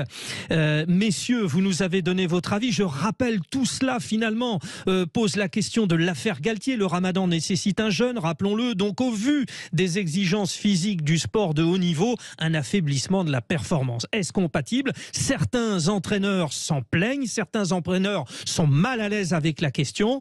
Est-ce un drame de soulever cette question? Probablement pas. Baptiste, au 0826 300 300, vous nous appelez, vous êtes de Boulogne-Billancourt, vous voulez revenir sur la question de laïcité. Bonjour Baptiste. Bonjour Frédéric, bonjour à tous. Bon, vous dites le sport n'a pas de problème avec la laïcité, déjà. Ouais, moi, si je devais avoir un propos un peu cash en introduction, je dirais que le sport français n'a pas de problème avec la laïcité. Comme la société, il a un problème avec les musulmans. Alors, pas seulement, parce qu'il y a eu un exemple de Médéric Chapiteau. Vous parliez par exemple de certains matchs liés à la religion juive et au Shabbat. Allons-y. Ouais, non, je pense pas que ça soit le cas, puisque effectivement, dans une enquête qu'on a menée sur le terrain, il y a eu un problème dans une région de France avec une équipe qui était quasiment complètement de joueurs de confession juive, et ils refusaient de jouer le samedi pour le Shabbat, au point que ça a déclenché de l'autre côté de dire si on fait ça, on arrête de jouer le vendredi après-midi et le dimanche matin pour ceux qui sont de confession catholique. Donc non, je pense pas que ça soit le cas. Je pense qu'il y a toujours eu des musulmans dans le sport et ça continue de l'être et il faut le respecter, c'est comme ça. Mais en même temps, ce que dit Baptiste se base aussi sur les faits. Baptiste, vous, notre auditeur, on est bien d'accord qu'il y a les religions, et c'est pour ça que j'ai souhaité vous reprendre. Maintenant, abordons effectivement, par rapport aux musulmans, la question du jeûne et du ramadan, où là, dans le sport, évidemment, c'est un problème, on va dire, logique et médical. Baptiste. Oui, je suis d'accord. Et dans ce cas-là, du coup, je vais convoquer les glorieux anciens, puisque c'est pas mal parfois de convoquer les glorieux anciens. Je ne sais pas si vos intervenants en ont parlé, mais moi, je suis retombé récemment sur une interview qu'avait donnée Guy Roux, à l'époque où il entraînait la JOCR. Oui, nous en avons parlé tout à l'heure. Et qui s'était tout simplement, en bonne intelligence, posé la question de comment je gère le ramadan et le jeûne auprès de mes joueurs. Voilà. Et il avait appelé le recteur de la Grande Mosquée de Paris, Daniel Boubacar, pour lui poser des questions tout simplement et pour trouver une solution. Et la solution, elle avait été trouvée. Par exemple, il y a un exemple assez marrant, je trouve, c'est que le recteur lui avait dit, quand vous êtes en déplacement, le Coran stipule que si vous êtes dans un déplacement qui est plus long qu'un jour de chameau, donc à peu près 30 km, eh bien vos joueurs ont le droit de rompre le jeûne dans le cadre de leur activité sportive parce que ça pose des problèmes de santé, etc. Voilà, donc, ça c'est un exemple concret. Voilà. Alors c'est un exemple concret finalement d'un pas des uns vers les autres et du pas des autres vers les uns. Chérif Guémour. Non, mais je ne peux que confirmer justement cette approche, éducative, médicale, c'est toujours C'est par le dialogue qu'on doit aborder cette question. Donc voilà, Giroud l'a fait. On parle de Giroud, les anciens, mais les actuels, vous les connaissez, notamment Didier Digard, l'entraîneur de Nice, qui lui, je crois, s'est converti à l'islam. Ça doit faire partie de la formation des entraîneurs. Je pense que là, Médéric en sait sûrement plus que moi sur la formation des entraîneurs. Il y a un volet religieux sur lequel les entraîneurs doivent être amenés à savoir appréhender ces questions-là. Je ne sais pas comment que ça se passe à la fédération, par exemple, Médéric Chapiteau. Alors, deux choses par rapport à ça. Je vais revenir sur ce qui a été dit par l'auditeur et il a complètement raison. Par Baptiste. Et là, c'est intéressant parce qu'il a pris un exemple que je connais particulièrement bien, à savoir le principe de convoquer le recteur de la Grande Mosquée de Paris. Ce qu'il faut savoir et qu'il est important de rappeler, c'est que l'islam n'est pas une religion pyramidale. Voilà. Et donc, si le recteur de la Grande Mosquée de Paris prend une décision, j'ai le même cas dans le cadre du karaté pour un gamin qui refusait de faire le salut, vous savez, martial sur un tapis. Et donc, l'entraîneur a convoqué le recteur de la Grande Mosquée qui lui a fait un courrier pour dire qu'il n'y avait pas d'incompatibilité avec la religion. Sauf que l'imam local a dit non, mais on ne suit pas les préceptes du recteur de la Grande Mosquée de Paris, c'est mes préceptes qu'on met en place. C'était la discussion qu'on avait tout à l'heure. Donc, je suis tout à fait d'accord qu'il faille discuter, mais pas dans tous les espaces, pas dans l'espace du jeu. Et pour répondre à la problématique de la formation des entraîneurs, non, on ne forme pas les entraîneurs aujourd'hui sur la religiosité, on les forme sur la laïcité et le principe d'adaptation de la laïcité sur le territoire national. Ce qui prend en compte. Et c'est ça qui est intéressant déjà. Et par contre, là où je suis d'accord encore plus, c'est que peut-être que les clubs aujourd'hui doivent se sensibiliser à la gestion du fait religieux pour ne pas faire d'écart ni de langage ni de pratique, tout en rappelant les principes de la République. Baptiste de Boulogne-Billancourt, vous nous appelez au 0826 300 300 sur Sud Radio. Vous êtes en accord avec cela ? Oui, je suis en accord avec ça dans les grandes lignes. Après, je pense aussi que parfois la société, les institutions sont un petit peu à la bourre avec leur temps, avec la modernité. Et je pense que là, en l'occurrence, sur ce problème de rupture du jeûne pendant le match, etc., moi, je me dis que si j'étais joueur de foot, pas musulman, mais si j'étais joueur de foot, je pense que je simulerais une blessure au moment de la rupture du jeûne pour permettre aux soignants de rentrer. C'est ce qui s'est fait en Allemagne. Non, mais c'est plus tenable. C'est ce qui s'est fait en Allemagne. Il y a une vidéo virale d'ailleurs qui tourne à Sheriff Guémour.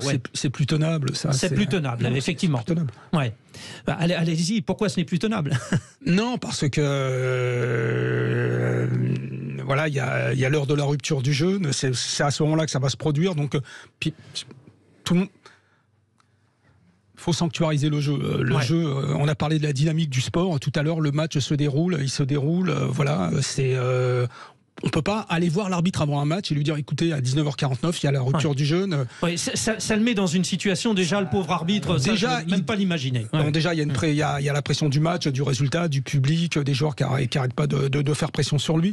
Donc en plus il doit se mettre dans la tête qu'à 19h49 il y a la rupture du jeûne, qu'il doit laisser les joueurs et tout. Comme l'a rappelé le membre du COMEX dont j'ai oublié le nom, Éric Borghini. Voilà, si ça peut se faire, il y a un joueur qui a besoin aller sur le bord de touche, aller prendre un verre d'eau, rompre le jeûne et manger 2 dates et repartir et tout. Voilà. Mais par contre, arrêter le jeu. Après, rappelons-le, Sheriff Guémour, beaucoup de joueurs de football, parce qu'on parle du football avec cette affaire Galtier aujourd'hui, qui sont musulmans. Contournent, alors je ne sais pas si c'est le bon terme, mais contournent le jeûne parce qu'ils ont bien conscience que pour la qualité de leur performance, ce n'est pas possible. Oui. Là, par exemple, actuellement, dans tout le Maghreb, il y a des championnats. Et par contre, j'ai pas eu le temps de vérifier comment que ça se passait au Maghreb, si on jouait l'après-midi, en soirée, ou alors tous les matchs sont le soir. Par exemple, en Turquie, les matchs ont été décalés plus tard le soir. Voilà, on rappelle, tout ça, c'est des pays musulmans. Voilà. En plus, tout le monde fait le ramadan, donc on est dans une communion spirituelle à l'échelle d'une population. Maintenant, je ne sais pas, j'ai pas eu le temps de vérifier, malheureusement. Est-ce qu'il y a eu des matchs ce week-end en Algérie ? À quelle heure ils ont joué ? Comment on l'adapte ? Malheureusement, je ne sais pas, j'ai pas eu le temps. Mais il y a une adaptation nécessaire. Alors, je remercie Baptiste, bien sûr, pour son intervention. Mais je vais terminer justement avec vous, Médéric Chapiteau, parce qu'on parle du football. Alors, vous avez évoqué d'autres sports. Vous êtes spécialiste des sports de combat. Moi, je suis spécialiste du cyclisme. Mais par exemple, je vous dis qu'aujourd'hui, si un cycliste professionnel veut respecter le jeûne, il ne peut pas faire de compétition. Tour de France 3 semaines semaines, Tour d'Italie 3 semaines, par exemple. C'est pas possible. Dans des sports, c'est pas possible. Mais dès qu'on aborde non, déjà c'est pas possible pour plein de disciplines sportives. Moi, j'ai quand même entraîné pendant de très longues années. J'ai du mal à penser et à croire qu'on puisse faire de la performance de très haut niveau avec un jeune aussi fort qu'on puisse être. Voilà. Dans le cas de Benzema qu'on nous illustre depuis quelques jours, je pense qu'on oublie de nous dire qu'entre-temps, il a quand même énormément de médecins, de kinés qui sont autour de lui pour lui faire du massage, de la récup, que tous les sportifs amateurs n'auront pas. Donc ça, c'est le premier point. Faut quand même, la notion d'encadrement, là, pour le coup, elle prend tout son sens. Ce qui n'enlève pas qu'il a des qualités exceptionnelles. La question qu'il faut se poser aujourd'hui, c'est... Et nous conclurons là-dessus. Pourquoi on se pose cette question ? Les musulmans qui, il y a 10, 15 ans, 20 ans, faisaient le ramadan, c'était pas des mauvais musulmans. Ils jouaient au foot de la même manière. J'ai l'impression aujourd'hui qu'on veut en faire une visibilité avec un message idéologique et politique qui transpire, comme l'a évoqué Éric Borghini. Merci Chérif Guémour, merci Médéric Chapiteau, merci Éric Borghini du COMEX de la Fédération Française de Football, à Christine Détombe aussi pour l'association ADFI, merci à vous les auditeurs. 0826 300 300, vous restez sous pression, chers auditeurs de Sud Radio. Dans un instant, nous abordons la transition énergétique. Tiens, tout le monde en parle. Mais il y a quelqu'un qui vient d'écrire un livre qui s'appelle Les 10 commandements de la transition énergétique. C'est un scientifique, vous le connaissez, Philippe Charlez. Et lui, c'est scientifique, c'est clair. Et du coup, on va éviter de tourner autour du pot. On a les vraies réponses à vous apporter. À tout de suite. Frédéric Brindel. Bien, très important maintenant. Vous êtes nombreux, les auditeurs de Sud Radio, à vous poser des questions. Est-ce que je fais bien ci? Est-ce que je fais bien ça pour notre bonne planète? Oui, il y a le réchauffement de la planète, oui, etc., etc. Mais comment se fait-il qu'il fasse plus froid un moment, plus chaud? Les passoires thermiques, les voitures, est-ce que je prends l'électrique? Est-ce que je reste? On ne sait plus. Alors écoutez, il y a quelqu'un qui a pensé à vous, qui s'appelle Philippe Charlez. Vous le connaissez. Il est spécialiste dans le domaine énergétique, membre de l'Institut Sapiens. Il a écrit ce livre, Les 10 commandements de la transition énergétique. C'est clair, c'est scientifique et c'est précis. On va sauter sur l'occasion pour parler avec lui des incontournables et pour commencer à être finalement vraiment un bon citoyen. À tout de suite. Frédéric Brindel. Et c'est un plaisir de passer cette matinée avec vous. L'ami Jean-Jacques Bourdin reviendra demain avec l'émission qu'il enregistre ce soir en public. Vous pouvez d'ailleurs vous y rendre à 18h à Quissac. Jean-Jacques Bourdin animera avec le directeur de la rédaction de Midi Libre, Olivier Biscaye, la parole aux Français, un grand débat public ce soir à 18h si vous êtes dans la région nimoise, donc à Quissac, au foyer, n'hésitez pas. Et puis demain, cette émission vous sera diffusée dans votre rendez-vous. Bon, chose promise, chose due, vous nous appelez au 0826 300 300, vous êtes passionné par la question de la transition énergétique. Oui, vous voulez faire quelque chose, mais oui, vous avez l'impression que de temps en temps, on nous prend pour des idiots et qu'on dit tout et son contraire. Alors, j'ai ce livre, Les 10 commandements de la transition énergétique, par Philippe Charlez, expert en questions énergétiques, auteur, donc, vous le savez maintenant, mais aussi ingénieur des mines et docteur en physique de l'Institut Sapiens. Invité régulier sur l'antenne de Sud Radio. Quel beau bébé vous nous avez livré. Alors, ça veut dire quoi, Philippe Charlez? Il y a 10 commandements, c'est-à-dire que si on respecte 10 principes, on y arrive à la transition énergétique? Alors, je le pense. Cela étant, n'interprétons pas ça comme des commandements, mais plus comme des recommandations et des conseils. Mais disons que sur un plan purement marketing, les 10 commandements sonnaient mieux que les 10 conseils ou les 10 recommandations de la transition énergétique. Bon, alors ce que je disais en préambule, et bien sûr les auditeurs peuvent vous poser toutes les questions au 0826 300 300.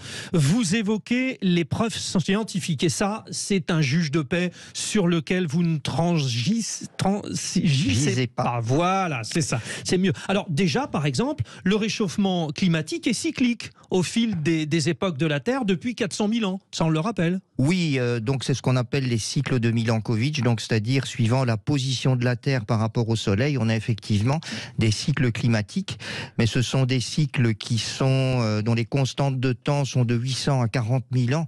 Donc ça veut dire que ces cycles ne peuvent pas du tout expliquer le réchauffement actuel, qui est beaucoup plus rapide, dont l'intensité et le rythme sont beaucoup plus rapides et incompatibles, je vais dire, avec des phénomènes purement naturels. Bon, typiquement, il y a cette idée, il y a cette information que les climato-sceptiques peut-être avancent. Vous dites oui, mais. Alors, réchauffement climatique, ça c'est sûr, à cause de l'accroissement de la teneur en CO2, le dioxyde de carbone dans l'atmosphère. Alors, déjà lié à la combustion des énergies fossiles, ça c'est sûr. Oui, absolument. Donc le réchauffement est bien lié à la combustion des énergies fossiles. Maintenant, son intensité, son extrapolation dans le temps maintient quand même de nombreuses incertitudes. Et d'ailleurs, ces incertitudes, on les retrouve dans le dernier rapport du GIEC. Notamment, ce qui est très incertain, ce n'est pas l'effet direct, mais ce qu'on appelle les rétroactions climatiques, c'est-à-dire que globalement, le réchauffement lui-même crée des phénomènes qui vont être source de réchauffement. Voilà. C'est-à-dire fonte des glaces, densification des nuages vont être eux-mêmes source de réchauffement. Et ces espèces d'emballement et de rétroaction sont extrêmement difficiles à calculer. Et c'est pour ça qu'on a finalement une marge d'erreur assez importante sur le calcul des températures. Et évidemment, comme d'habitude, les extrêmes vont utiliser les valeurs qui leur conviennent. Voilà, donc vous avez d'un côté les climato-sceptiques qui vont prendre la valeur basse et les collapsologues qui vont prendre la valeur haute. Les fameux collapses, hein, vous savez, c'est tout collapse, c'est le verbe anglais. Oui. Alors, effondré. Voilà, collapse, c'est ça. effondré, donc ça, c'est le premier de vos 10 commandements, c'est-à-dire le climato-sceptique, tu déconstruiras. Et vous le déconstruisez très bien. Alors, je suis quand même obligé de venir avec vous sur l'aspect idéologique. Et bien sûr, on ne peut pas y transiger parce que dès qu'on aborde cette question de la transition énergétique, il y a des choix politiques à faire. Alors d'ailleurs, il y a deux phrases, mais je vous en livre déjà une qui m'a plu énormément. Vous dites aujourd'hui, le « je pense, donc je suis » est devenu le « je crois ». Donc, je sais. Je répète pour nos auditeurs de Sud Radio, le « je pense, donc je suis », qu'on connaît Descartes. tous, voilà, de Descartes, est devenu « je crois, donc je sais ». Oui, donc en fait, c'est l'anti-cartésianisme, hein, si j'ose dire. Donc Descartes avait dit « je pense, donc je suis », donc c'est vraiment le rationalisme et la base de la pensée scientifique. Et au contraire, je crois, donc je sais, donc je commence à croire quelque chose et je considère que je sais. Et malheureusement, dans les milieux écologiques spécialement extrêmes, hein, donc vraiment l'écologisme au de sens gauche, d'extrême gauche, spécialement de gauche et d'extrême gauche, considère au départ sans du tout démontrer les choses scientifiquement. On part d'une croyance et on considère que cette croyance devient à terme un concept scientifique. Et j'en profite pour reprendre cette deuxième phrase dans votre livre parce que c'est un régal, je l'ai livré à toute ma famille. Hein. Alors avant c'était « je ne crois que ce que je vois » et c'est devenu « je ne vois que ce que je crois », ça veut tout dire. C'est-à-dire vous commencez par la croyance et puis vous ne voyez que ce en quoi vous croyez. Alors je crois que c'est... D'ailleurs ça ne s'applique pas qu'au climat, hein. On pourrait l'appliquer à pas mal de parties de notre société actuelle. Donc bon, je le disais, vous prenez position parce qu'il y a un choix politique à prendre. On comprend bien que vous n'êtes pas très à gauche et notamment proche des écologistes de gauche parce que votre deuxième commandement c'est le décroissantisme, tu combattras. Ça c'est clair, on ne parle pas de décroissance. Alors je vais dire que sans même me donner, je ne cache pas mes opinions, mais cela étant, je reste un fervent défenseur du développement humain. Et je considère que le développement humain demande de la production de richesses. D'ailleurs, je vais jusqu'à dire que l'écologie est finalement un sport de riches. Vous savez, quand vous allez dans les pays très pauvres d'Afrique, le premier souci n'est malheureusement pas, je le regrette, n'est malheureusement pas l'écologie.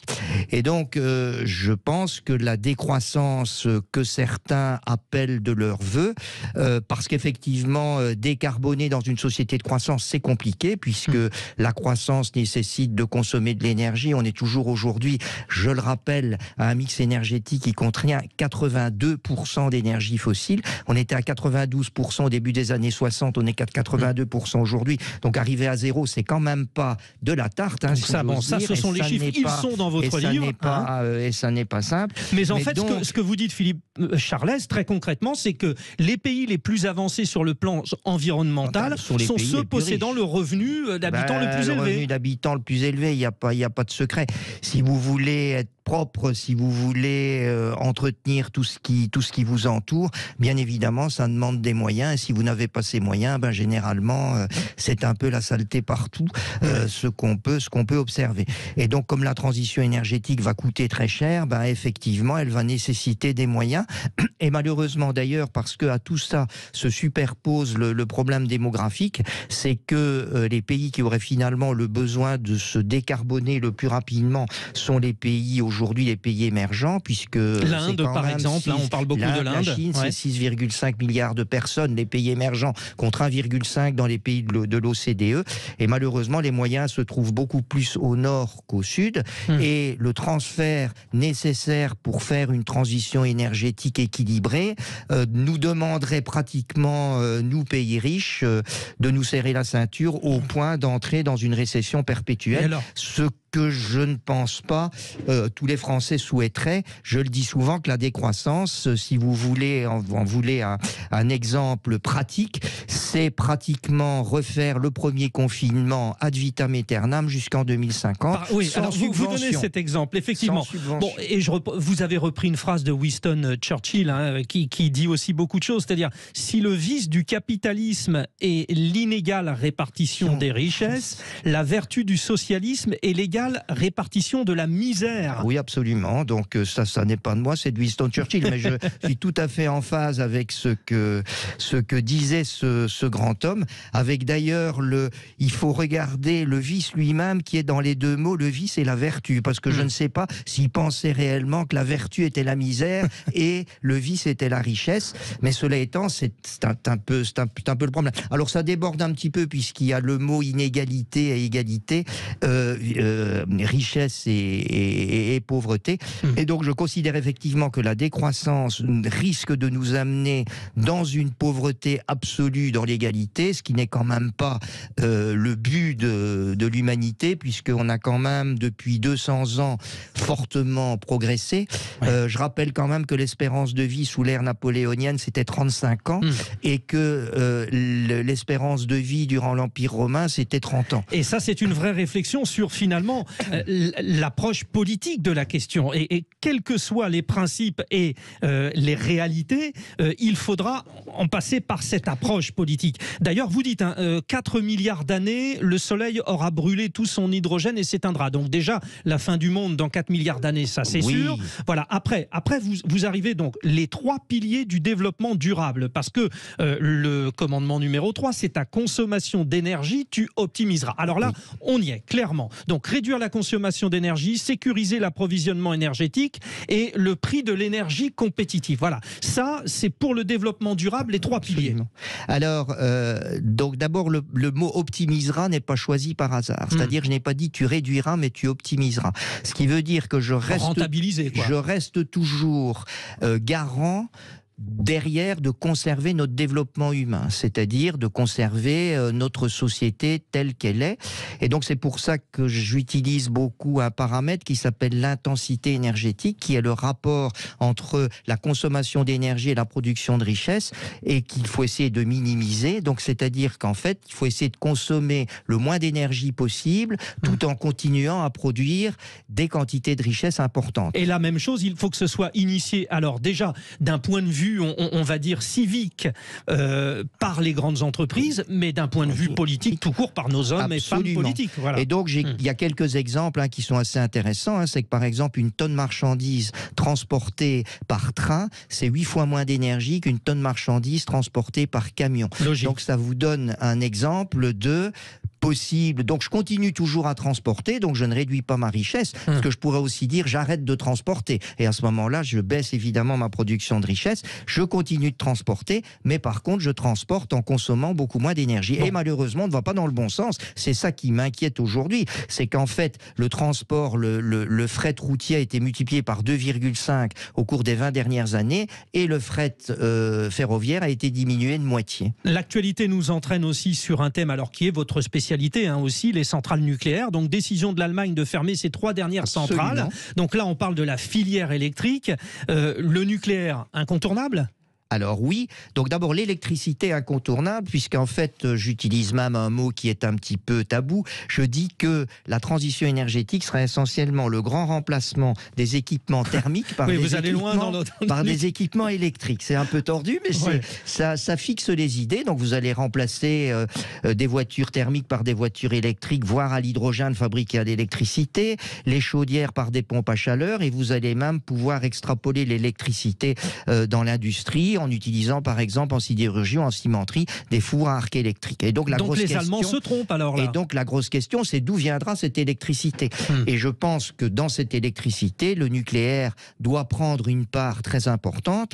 Le fait est que malheureusement, on a perdu 20 ans puisqu'on a pratiquement en Europe arrêté de construire des centrales nucléaires depuis une vingtaine d'années. On est en train d'essayer de réamorcer la pompe, au moins en France, pas en Allemagne, puisqu'ils viennent de fermer malheureusement leurs 3 dernières centrales nucléaires. Et là, on revient à non plus je pense donc je suis, mais je crois donc je sais.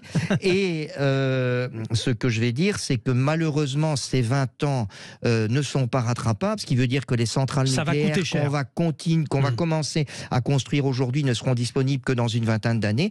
Et ce qui veut dire qu'aujourd'hui, implicitement en matière d'électricité, comme on a énormément investi dans les renouvelables et que les renouvelables ne peuvent pas fonctionner tout seuls, ils ont besoin d'un ami, et comme l'ami n'est plus le charbon, ne peut pas être le nucléaire pour les raisons que je viens d'expliquer, ça veut dire que le gaz va continuer à jouer un rôle essentiel et là on dans arrive le futur. À nos Russes. Et d'où effectivement la nécessité du gaz et le 9e commandement, qui est un peu, je vais dire, volontairement un peu tabou aussi. Un reliquat de fossiles, tu accepteras. Et quand je dis reliquat, c'est pour rester vraiment politiquement correct. Bon, alors le 10e commandement, la coopération internationale, tu soutiendras aussi, bon, on a bien compris. Je voudrais revenir sur le 4e des commandements. Alors le 4e, alors c'est changer ses comportements. Et les auditeurs ont besoin de comprendre, parce que vous évoquez le covoiturage, le télétravail, l'éco-conduite, le localisme, c'est-à-dire on produit localement. Absolument. Ça, il faut y passer. Absolument. Donc je crois que nous avons dans notre société de croissance des marges d'optimisation qui, sont technologiques, mais qui, deuxièmement, sont aussi de comportement. Alors j'ai toujours un exemple qui m'hérisse, c'est quand on m'apporte à la terrasse d'un café un coca hyper frais avec un verre rempli de glaçons. Donc c'est-à-dire que globalement, on dépense 2 fois l'énergie pour refroidir, et de façon inutile. Oui, c'est tout bête, c'est vrai. De façon inutile, parce que généralement, comme le coca est déjà très froid, les gens jettent les glaçons dans le caniveau. C'est bien vu, donc Philippe Charlez. C'est un petit exemple, mais il y en a tellement, vous ne pouvez pas savoir. Donc je vous ai donné l'exemple du fret. On voit effectivement que les voitures aujourd'hui sont moins remplies qu'elles ne l'étaient au début des années 90. On a aujourd'hui environ en moyenne sur l'année 1,7 passagers par voiture. C'était 1,9 au début des années 90. Donc on va dans le mauvais sens. Mais vous parlez aussi du poids des voitures. Il faut évoluer. Le SUV est une hérésie d'aérodynamisme de voiture. On ne peut pas faire pire en matière d'aérodynamisme qu'un SUV. Bon, alors, parce qu'il faut quand même qu'on ait entendu tous les commandements. Alors, il y a au 100% renouvelable, tu renonceras. Au futur du nucléaire, tu te convertiras. On en a parlé un petit peu. De l'excès de biomasse, tu te méfieras. Tiens, c'est quoi ça ? Alors, la biomasse, donc c'est l'énergie qui est tirée des plantes essentiellement. Donc ça peut être le bois, ça peut être les biocarburants qui sont produits comme le bioéthanol. C'est produit à partir de la canne à sucre, voire du blé ou du maïs. Et puis vous avez également le biogaz qui est produit à partir de déchets. Et donc notamment je dis, alors il en faut. Vous dites ça c'est l'avenir. C'est un avenir, mais tu te méfieras de l'excès, tout simplement, notamment au problème de biocarburants, pour 3 raisons. D'abord parce que c'est beaucoup de surface cultivée, c'est beaucoup d'eau. Et troisièmement, vous risquez de mettre en compétition la filière, je vais dire, biomasse énergétique avec biomasse alimentaire. Et le 4e, si on lit votre livre, Philippe Charlez, vraiment passionnant, les 10 commandements de la transition énergétique, nous vous le recommandons, VA Édition. Merci Philippe Charlez, on va rester des heures avec vous. Tout de suite, c'est André Berkoff. Merci à Jamel Abdelak et à toute l'équipe d'avoir été à mes côtés. À bientôt.